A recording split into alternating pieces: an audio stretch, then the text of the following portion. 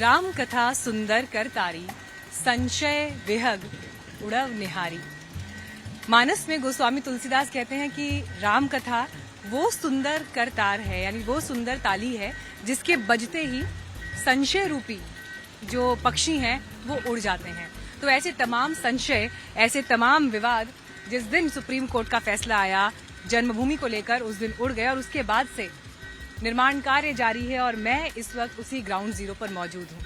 ये ground zero है आस्था का, ये ग्राउंड जीरो है आध्यात्म का, ये ग्राउंड जीरो है उन उम्मीदों का जिसे देश के करोड़ों करोड़ों हिंदू अपने आराध्य की जन्मभूमि के विकसित होने के सपने के रूप में जिसकी बाट जोह रहे थे।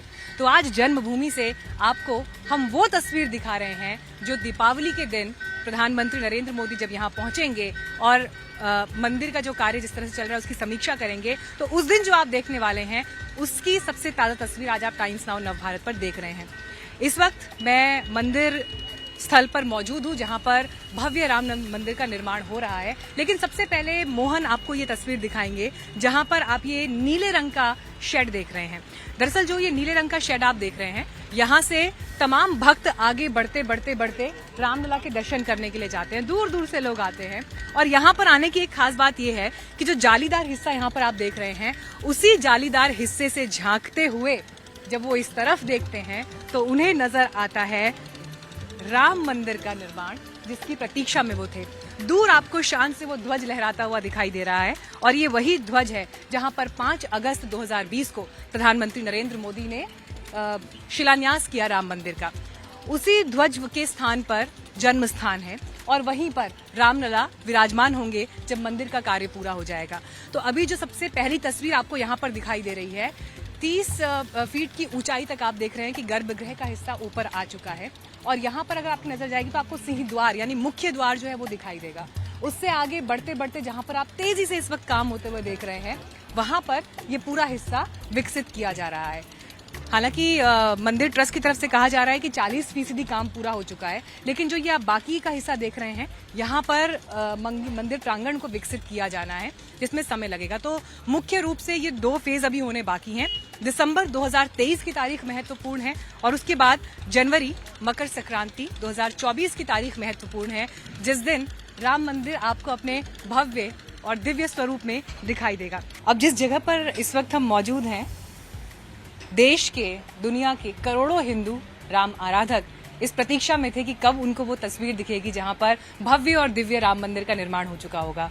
सवाल तो कई हैं, लेकिन सवालों के जवाब देने के लिए हमारे साथ राम मंदिर तीर्थ ट्रस्ट से इस वक्त अनिल मिश्रा जी मौजूद हैं। सर, बहुत स्वागत है आपका टाइम्स नाउ। बहुत बहुत धन्यवाद। इस वक्त देखिए मेरी खुशकिस्मती है कि मैं यहाँ पर मौजूद हूँ और मुझे पता है बहुत सारे लोग दिवाली के अवसर पर जब इस कार्यक्रम को सर देख रहे हैं तो कहीं ना कहीं उनके मन में भी ये उत्सुकता होगी, ये इच्छा होगी कि काश वो भी यहाँ आ पाते। और इसीलिए हमारा प्रयास भी था कि कम से कम हम टेलीविजन पर पूरे देश को और दुनिया के सामने ये तस्वीर प्रस्तुत करें कि राम मंदिर का निर्माण अभी कहाँ तक पहुँचा है। जी, बहुत अच्छा प्रश्न है आपका।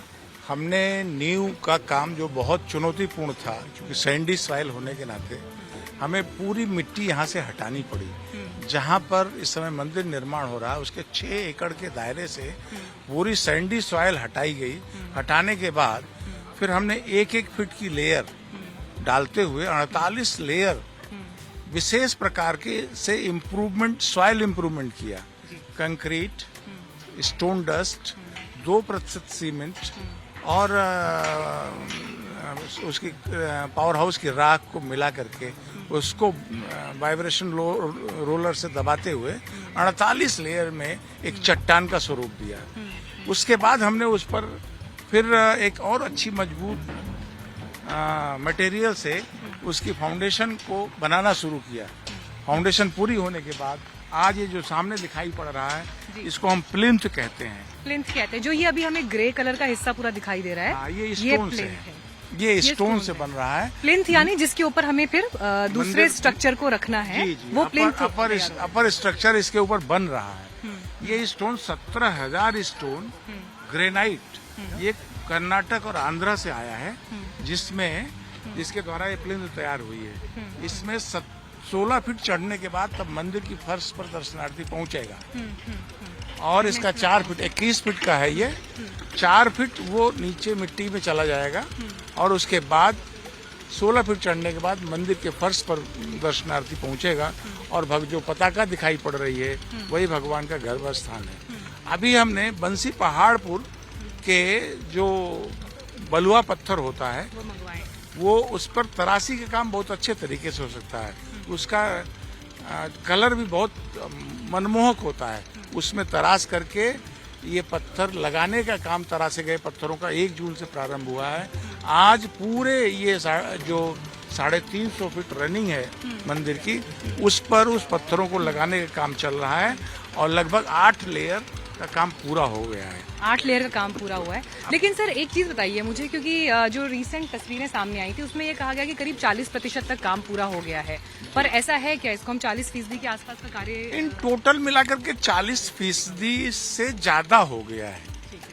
चाहे आप उसको अपर सुपर स्ट्रक्चर के निर्मित हिस्से को ले लीजिए, चाहे नीचे से लेकर ऊपर तक ले लीजिए, तो 40% से ज्यादा ही होगा, कम नहीं होगा। हम लोगों ने कम बताया है। दूसरी विशेषता यह है कि पूरे स्ट्रक्चर के निर्माण में कहीं भी लोहे का प्रयोग नहीं किया गया है। लोहे या स्टील का प्रयोग नहीं किया गया।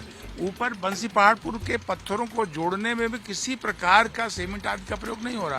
तांबे की पत्तियों और तांबे के कीलों के सहारे वो सारे पत्थर जोड़े जा रहे हैं, क्योंकि तांबे की आयु भी 1000 वर्ष होती है, पत्थर की आयु भी 1000 वर्ष मापी गई है। ये 1000 वर्ष राम भक्तों को रामलला का दर्शन मिलता रहे, उसमें कोई क्षरण न हो, ये एक वैज्ञानिक इंजीनियर के सहारे ये हम मंदिर निर्माण कर। एक चीज जो हमने देखी, जब 5 अगस्त 2020 को यहाँ पर प्रधानमंत्री आए और उन्होंने शिलान्यास किया, तो मुझे एक बार बताइएगा कि वो एग्जैक्ट जगह कौन सी थी? क्या जहाँ पर मैं अभी पताका लहराते हुए देख पा रही हूँ वही है भगवान का जन्म, वहीं पर शिला रखी उन्होंने जी। तो पहला जो मुख्य चरण था उस दिन हुआ जब शिलान्यास हुआ। उसके बाद मेरे ख्याल से दूसरा जो महत्वपूर्ण चरण होगा, दिसंबर 2023 की तारीख कही जा रही है। हाँ, वो 24 जनवरी और मकर संक्रांति 2024 को कहा जा रहा है कि मंदिर मुहूर्त उसी में मिलेगा। जी। तो उसी समय भगवान को यहाँ ले आके विराजित करेंगे। जो लाखों लाख श्रद्धालुओं की श्रद्धा है भगवान को यहाँ दर्शन करने का अवसर। अब मैं एक ऐसा सवाल पूछने जा रही हूँ जिस सवाल को लेकर कई लोग हमारे पास भी आए कि कैसा होगा, क्या होगा। हमने सीधे ये कहा कि देखिए, जब अयोध्या जाएंगे वहीं से सारे जवाब लेकर आएंगे। सवाल ये था कि रामलला कैसे दिखाई देंगे, उनका स्वरूप कैसा होगा, उसके लिए क्या विशेष तैयारी है।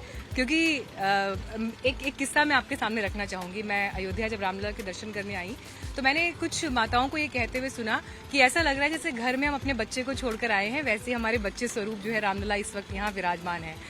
वो भाव ऐसा था जो एक भक्त के मन में उसकी आंखों से, उसके चेहरे से झलक रहा था।